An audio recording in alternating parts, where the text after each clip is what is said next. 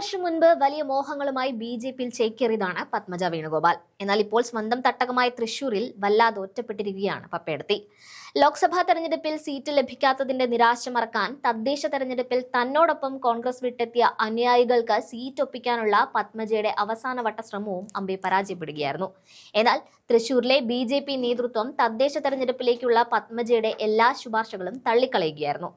10 വർഷത്തെ ഇടവേളയ്ക്ക് ശേഷം 56 ഡിവിഷനുകളിൽ 33 എണ്ണവും തൂത്തുവാരിയാണ് കോൺഗ്രസ് നേതൃത്വത്തിലുള്ള UDF തൃശൂർ കോർപ്പറേഷൻ തിരിച്ചുപിടിച്ചത്. എന്നാൽ തെരഞ്ഞെടുപ്പ് പ്രചാരണത്തിൽ സജീവമായിരുന്ന പത്മജയുടെ എല്ലാ തന്ത്രങ്ങളും അടിമുടി പാളിപ്പോവുകയായിരുന്നു.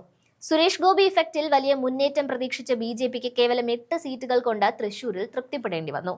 പത്മജയുടെ വിശ്വസ്തർക്ക് സീറ്റ് ഒപ്പിക്കാനുള്ള ശ്രമങ്ങൾ കൂടി പരാജയപ്പെട്ടതോടെ ബി.ജെ.പിയിൽ ഇനി രക്ഷയില്ലെന്ന തിരിച്ചറിവിലാണ് പപ്പേടത്തി.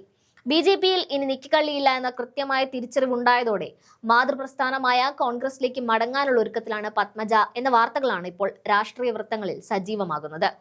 കെ കരുണാകരന്റെ മകളായ പത്മജ വേണുഗോപാലും A.K. ആന്റണിയുടെ മകൻ അനിൽ ആന്റണിയും ബി.ജെ.പിയിൽ ചേർന്നത് ദേശീയ തലത്തിൽ തന്നെ വലിയ വാർത്തയായിരുന്നു. എന്നാൽ ബി.ജെ.പിയിലെത്തി 1 വർഷം പിന്നിടുമ്പോൾ തനിക്ക് അർഹിച്ച പരിഗണന ലഭിക്കുന്നില്ല എന്ന കടുത്ത അതൃപ്തിയിലാണ് പത്മജ. കോൺഗ്രസ് പാർട്ടി പത്മജയ്ക്ക് 3 തവണ തെരഞ്ഞെടുപ്പുകളിൽ മത്സരിക്കാൻ അവസരം നൽകിയിരുന്നു. എന്നാൽ ബി.ജെ.പിയിലെത്തിയപ്പോൾ ഗവർണർ പദവി വാഗ്ദാനം ചെയ്തിരുന്നെങ്കിലും പിന്നീട് പത്മജയെ തന്നെ നേതൃത്വം മറന്ന സ്ഥിതിയാണ് ഉണ്ടായത്. സജീവ രാഷ്ട്രീയത്തിൽ നിന്നും വിരമിക്കുന്നതിന് മുൻപായി തന്റെ രാഷ്ട്രീയ ജീവിതത്തിലെ ബി.ജെ.പി എന്ന കറ മായ്ച്ചു കളയുന്നതിനായി കോൺഗ്രസിലേക്ക് മടങ്ങിപ്പോകാൻ അവർ ആഗ്രഹിക്കുന്നു എന്നാണ് ഇപ്പോൾ പുറത്തുവരുന്ന റിപ്പോർട്ടുകൾ സൂചിപ്പിക്കുന്നത്. തൃശൂരിലെ ബി.ജെ.പി പത്മജയുടെ വരവോടെ 3ആയി പിളർന്നു നിൽക്കുന്ന കാഴ്ചയാണ് ഇപ്പോൾ കാണുന്നത്. ഒരു വശത്ത് കേന്ദ്രമന്ത്രി സുരേഷ് ഗോപിയും അദ്ദേഹത്തിന്റെ അനുയായികളും ശക്തമായി നിലയുറപ്പിക്കുമ്പോൾ മറുഭാഗത്ത് പത്മജയും മുൻ കോൺഗ്രസ് നേതാക്കളും ഒരു ചെറിയ ഗ്രൂപ്പായി ഒതുങ്ങിക്കൂടുന്നു. എന്നാൽ ഇവരെ രണ്ടുപേരെയും അംഗീകരിക്കാത്ത, വർഷങ്ങളായി പാർട്ടിക്കായി ചോര നീരാക്കിയ തനി ബി.ജെ.പിക്കാർ പത്മജയ്ക്കെതിരെ പടയൊരുക്കം ശക്തമാക്കിയിരിക്കുകയാണ്. പുറത്തുനിന്ന് വന്നവർക്ക് സീറ്റ് നൽകേണ്ടതില്ലെന്ന ഇവരുടെ കടുത്ത നിലപാടാണ് പത്മജയുടെ ഓട്ടം വിഫലമാക്കിയത്. തൃശൂർ കോർപ്പറേഷനിൽ നിർണായക സ്വാധീനം ഉറപ്പിക്കാൻ പത്മജ നടത്തിയ നീക്കങ്ങളെല്ലാം പാർട്ടിയിലെ ഈ ആഭ്യന്തര കലഹം കാരണം പാളിപ്പോയി.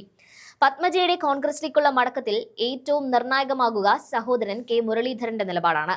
തന്റെ സഹോദരിയുമായി ഇനി യാതൊരു ബന്ധവുമില്ലെന്നും കെ കരുണാകരൻ സ്മാരകം ബി.ജെ.പി ഹൈജാക്ക് ചെയ്തതിൽ അതിശക്തമായ പ്രതിഷേധമുണ്ടെന്നും മുരളീധരൻ നേരത്തെ ആവർത്തിച്ചിരുന്നു.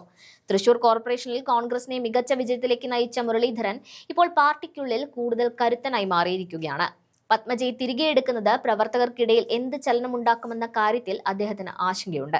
എങ്കിലും ബി.ജെ.പിയുടെ പ്രചരണ തന്ത്രങ്ങൾക്ക് കനത്ത പ്രഹരം നൽകാൻ പത്മജയുടെ തിരിച്ചുവരവ് സഹായിക്കുമെന്ന് കോൺഗ്രസിലെ ഒരു വിഭാഗം വിശ്വസിക്കുന്നു. നേരത്തെ പത്മജയെ ഡൽഹിയിൽ ലഫ്റ്റനന്റ് ഗവർണറാക്കാൻ കേന്ദ്ര ബി.ജെ.പി നേതൃത്വത്തിന് താൽപര്യമുണ്ടായിരുന്നു. എന്നാൽ കേരളത്തിലെ ബി.ജെ.പി നേതാക്കൾ തന്നെ ആ നീക്കത്തിന് തുരങ്കം വെച്ചു എന്നതാണ് യാഥാർത്ഥ്യം.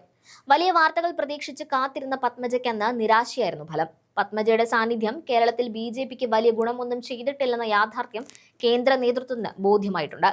പത്മജ പോയാൽ പോകട്ടെ എന്ന നിലപാടാണ് ബി.ജെ.പി സംസ്ഥാന നേതൃത്വവും ഇപ്പോൾ സ്വീകരിച്ചിരിക്കുന്നത്. പപ്പേടത്തിക്ക് കേരളത്തിലെ ബി.ജെ.പിയിൽ ഇനി യാതൊരു ഭാവിയില്ലെന്ന തിരിച്ചറിവ് അവർക്ക് തന്നെ ഇപ്പോൾ ഉണ്ടായിരിക്കുകയാണ്. കെ കരുണാകരൻ എന്ന രാഷ്ട്രീയ ഭീമാചാര്യന്റെ മകൾക്ക് കോൺഗ്രസ് വീണ്ടും അഭയം നൽകുമോ എന്നതാണ് ഇനി അറിയാനുള്ളത്. സജീവ രാഷ്ട്രീയത്തിൽ നിന്നും വിരമിക്കുന്നതിന് മുൻപ് കോൺഗ്രസ് അംഗത്വം തിരികെ സ്വീകരിച്ച് മാതൃപ്രസ്ഥാനത്തിലേക്ക് മടങ്ങുക എന്നത് പത്മജയുടെ അന്തസ്സിന്റെ കൂടി പ്രശ്നമായി മാറിയിരിക്കുന്നു. മുരളീധരന്റെ എതിർപ്പ് മറികടന്ന് പത്മജയുടെ തിരിച്ചുവരവ് സാധ്യമാകുമോ എന്ന് വരും ദിവസങ്ങളിൽ വ്യക്തമാകും.